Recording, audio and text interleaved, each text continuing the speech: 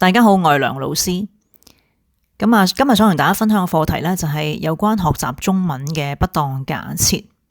嗱，其實喺移居英國之後呢，好多家長都好希望小朋友繼續學習中文啦。但係有一啲嘅假設啦、前設啦，係會窒礙到咧小朋友學習中文嘅。唔單止小朋友有呢啲咁嘅諗法，甚至乎家長，甚至乎老師咧，都可能有呢啲不當嘅假設嘅。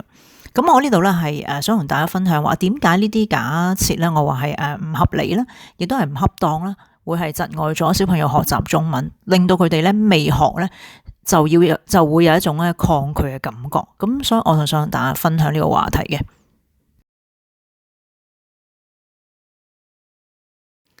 不當假設之一就係中文好難。嗱，究竟到底中文係咪好難呢？其實呢一個問題呢係好難回答嘅。中文係有中文嘅特色啦，有時候佢唔係咁難，甚至係好容易嘅。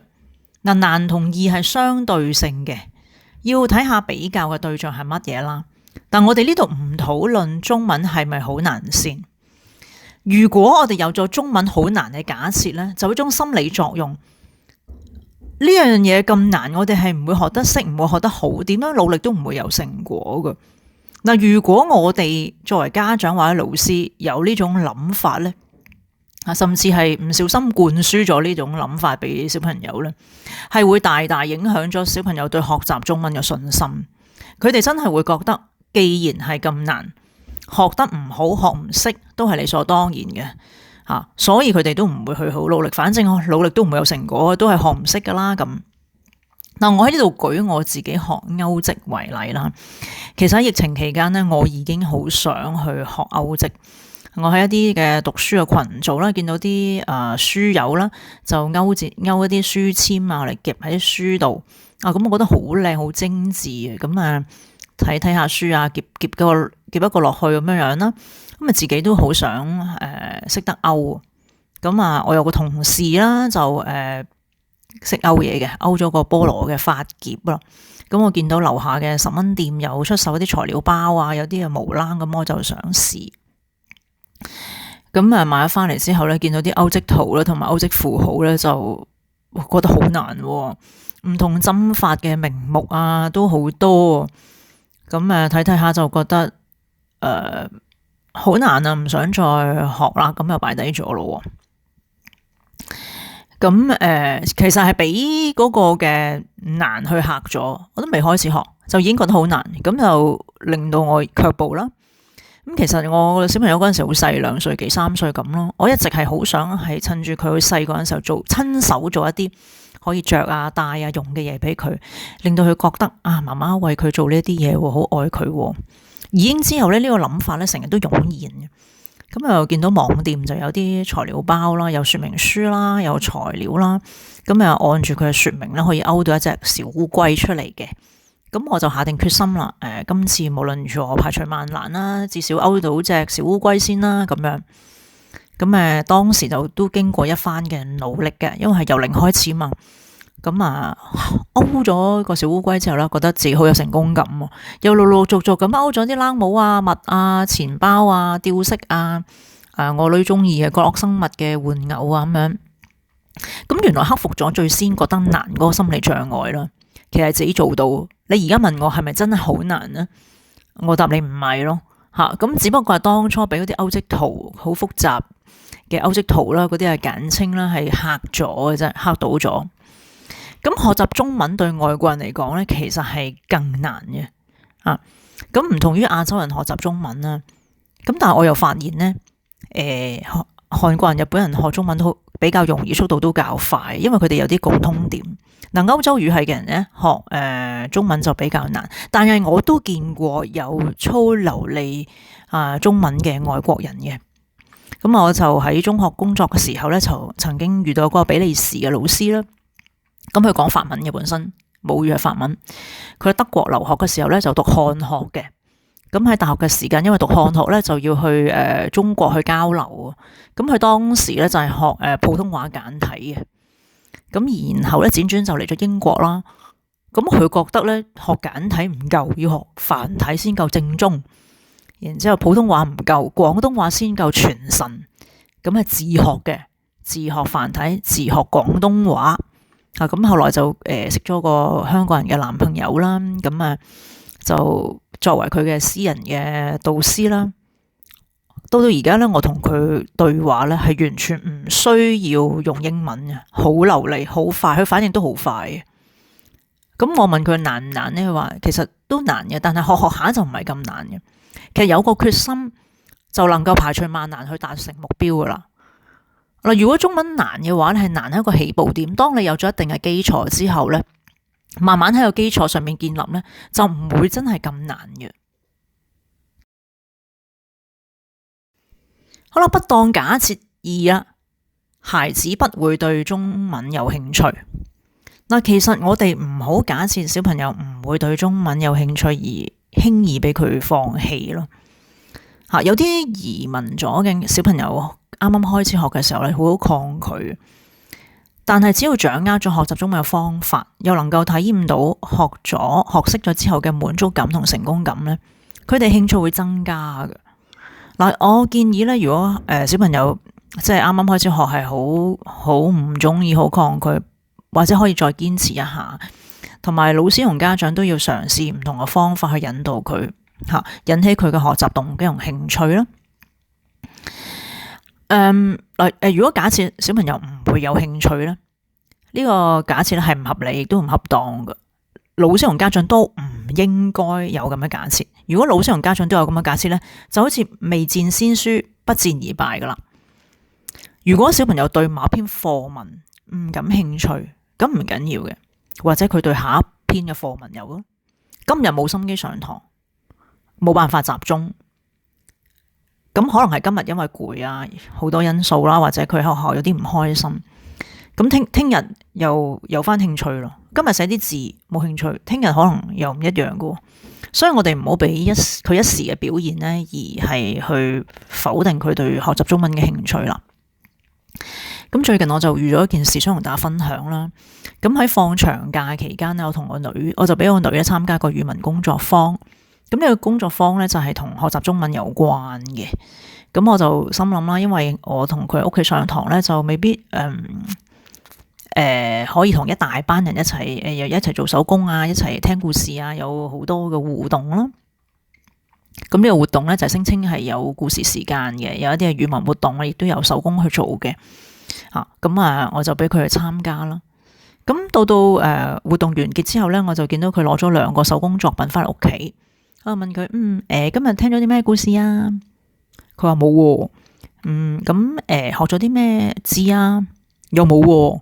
咁有冇啲咩語文活動啊？又冇喎。咁樣，咁我就覺得被騙啦吓。呢個活動係聲稱係同學習中文有關嘅。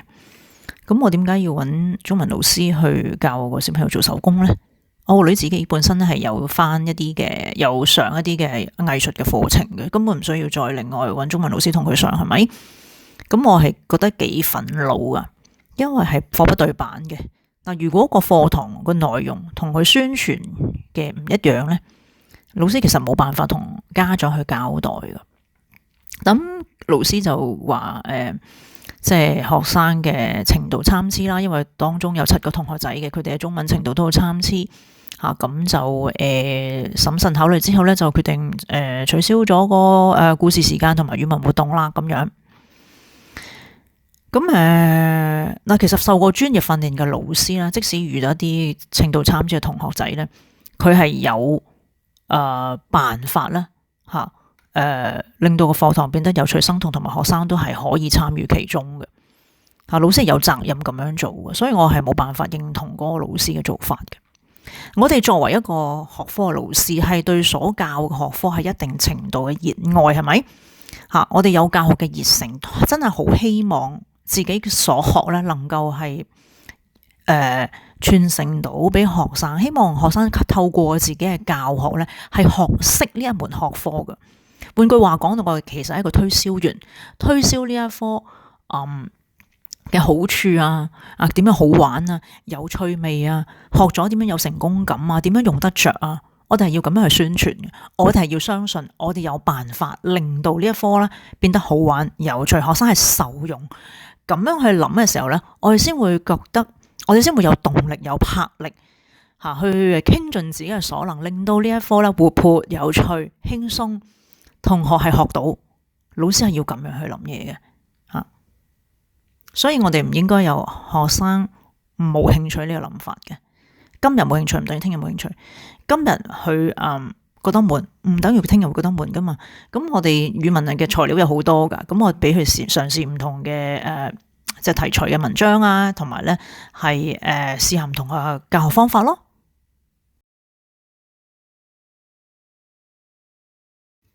不當假設三，點樣都學唔識噶啦。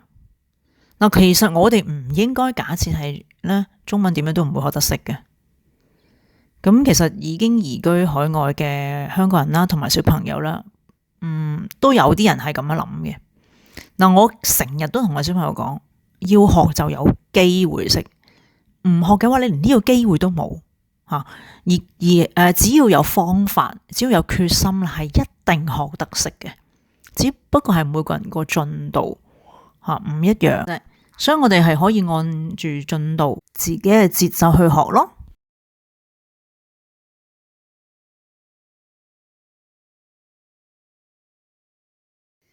不當假設四啦，學中文就要犧牲學英文。呢一個咧係非常錯誤嘅假設啦。咁我都同唔少嘅教育工作者討論過呢個問題嘅。其實有一啲嘅文獻同埋研究都發現呢，母語講得好啦，咁對於母語嘅語言啊特色啊掌握得好嘅人呢，學習外語嘅能力相對會較高噶。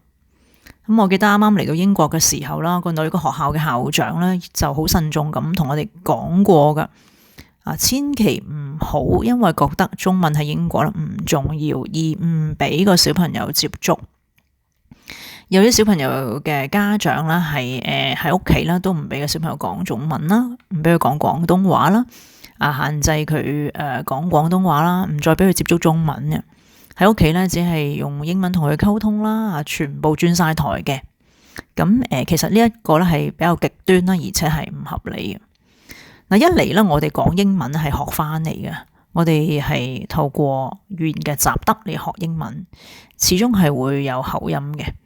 但係小朋友喺英國學英文呢，係好自然嘅。佢哋有呢個嘅語言環境，佢哋同老師學，佢哋喺學校同同學仔去玩都係用英文啦。做功課啊，學嘢全部係英文。每日有6個鐘嘅時間啦，喺學校啦。咁其實佢哋喺移民之後咧，好快咧可以適應到新嘅語言環境。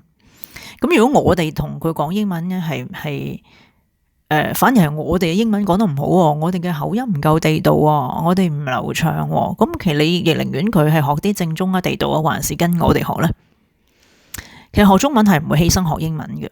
我以我自己為例啦，我每日只係花半個鐘啦，同小朋友係上中文嘅啫。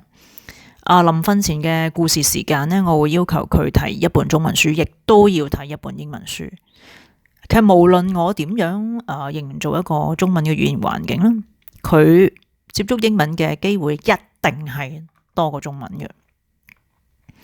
而且咧，我會將學中文做有關中文嘅嘢即係做練習同佢睇故事睇成語動畫廊講解一啲嘅成語呢啲嘅時間呢，睇成係一啲親子嘅時間，就好似有啲家長會同小朋友一齊玩樂器一齊踢波一齊去野餐踩單車咁嘅啫。不過我嘅親子活動咧就係用中文，就係中文時間咁嘅啫。我唔會係單向式咁好沉悶逼佢喺度聽，即係我唔係呢種方式，反而咧係令到佢有一個好輕鬆嘅時間。我哋係藉此經營親子嘅關係，呢啲美好嘅時間咧，日後咧成為我哋親子嘅美好回憶嘅。呢個角色點解唔中意呢個角色你中唔中意呢個故事如果你係故事